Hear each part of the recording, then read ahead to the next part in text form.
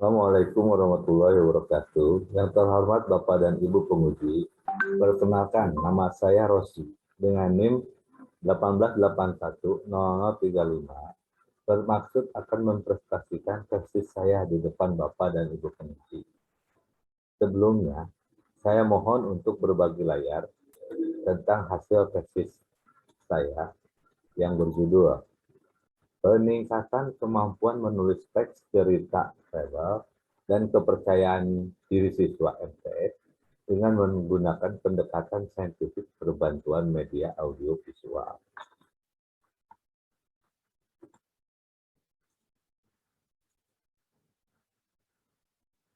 Berangkat dari latar belakang masalah, berdasarkan pengamatan dan wawancara bersama guru MTS MTS Riyadul Huda, yaitu Bapak Sofyan Abdullah, guru bahasa Indonesia, masih banyak siswa yang belum mampu menulis kreatif.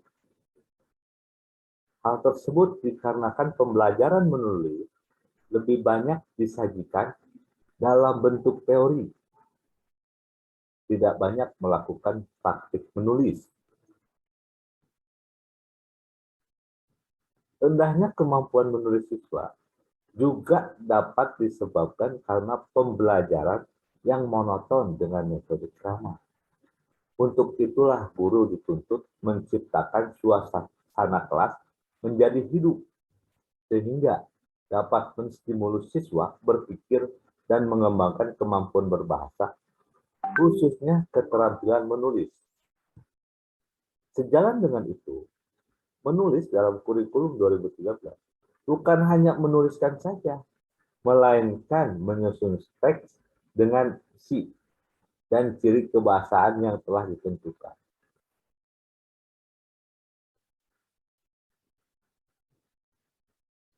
Untuk memotivasi dan memudahkan siswa dalam menulis teks cerita fabel, penulis juga akan menggunakan bantuan media audiovisual.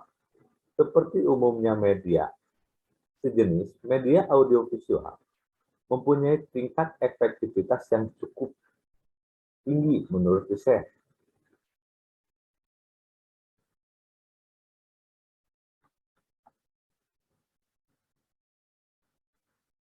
Beralih ke tujuan, di sini tujuan yang ingin dicapai yaitu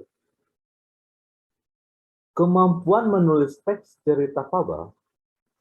Siswa MTS yang menggunakan pendekatan saintifik berbantuan media audiovisual dibandingkan dengan yang menggunakan pendekatan saintifik saja, di mana kemampuan menulis teks cerita fabel siswa MTS yang menggunakan pendekatan saintifik berbantuan media audiovisual, manakah yang lebih baik? Yang kedua, tujuannya yaitu meningkatkan kepercayaan diri siswa MTS yang pembelajarannya menggunakan pendekatan saintifik berbantuan media audiovisual. Lebih baik daripada menggunakan pendekatan saintifik saja. Yang ketiganya, asosiasi, hubungan asosiasi. Ada tidaknya hubungan antara kepercayaan diri dengan menulis teks cerita fabel pada siswa MTS. Yang keempat, kinerja siswa. Kinerja siswa MTS dalam implementasi pendekatan saintifik berbantuan media audiovisual, menyelesaikan soal-soal pengetahuan menulis teks cerita fabel, dan menyelesaikan tugas praktik menulis teks cerita fabel. Berikutnya, metodologi, metode penelitian. Metode yang digunakan dalam penelitian kuantitatif ini adalah metode eksperimen dengan desain kuasi eksperimental. Penelitian ini menggunakan jenis Non-equivalent control group design dengan rancangan pretest post-test control group design. Hanya pada desain ini, kelompok eksperimen maupun kelompok kontrol tidak dipilih secara random atau acak. Desain ini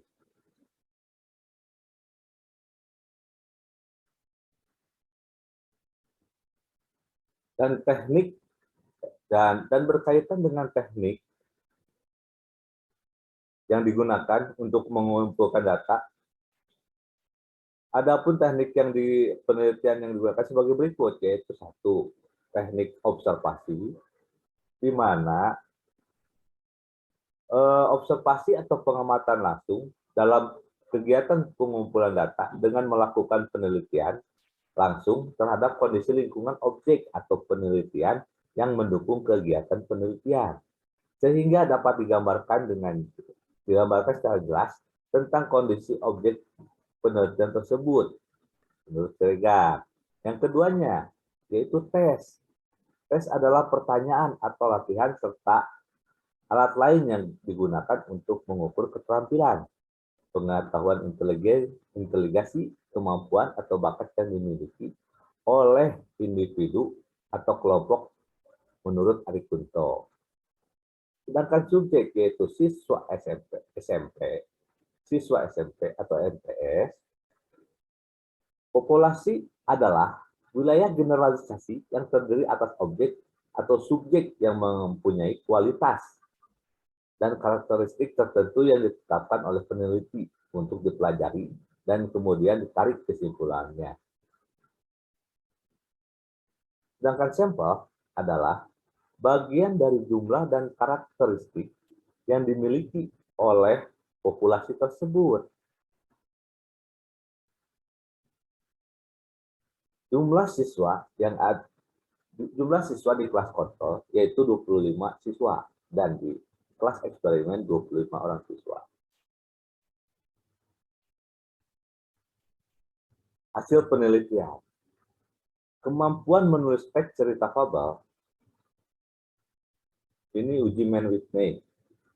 Dari kedua data tersebut memiliki signifikansi 0,00, jadi dapat dikatakan bahwa signifikansi data tersebut kurang dari 0,05. Jadi dapat disimpulkan HO ditolak. Oleh karena itu, kelas eksperimen dibuktikan lebih baik daripada kelas kontrol. Yang berikutnya adalah kemampuan afektif, yaitu ini adalah nilai angket kontrol dan eksperimen. Di sini bahwa kepercayaan diri pada kelas yang menggunakan pendekatan saintifik berbantuan media audiovisual eksperimen lebih baik daripada kelas yang menggunakan pendekatan saintifik saja atau kontrol. Hubungan asosiasi kelas chi-square kelas eksperimen.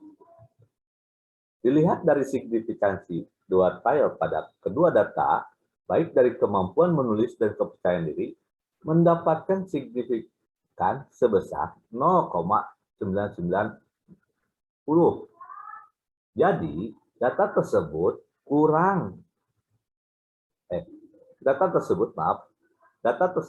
lebih besar dari 0,05, maka HO diterima. Dapat disimpulkan tidak terdapat asosiasi antara kemampuan menulis dan kepercayaan diri pada kelas eksperimen. Sedangkan di kelas kontrol, dilihat dari signifikansi dua tile pada kedua data baik dari kemampuan menulis dan kepercayaan diri mendapatkan signifikansi sebesar 0,647. Jadi, data tersebut lebih besar daripada 0,05. Maka HO diterima. Dapat disimpulkan tidak terdapat asosiasi antara kemampuan menulis dan kepercayaan diri pada kelas kontrol. Sedangkan untuk kinerja siswa,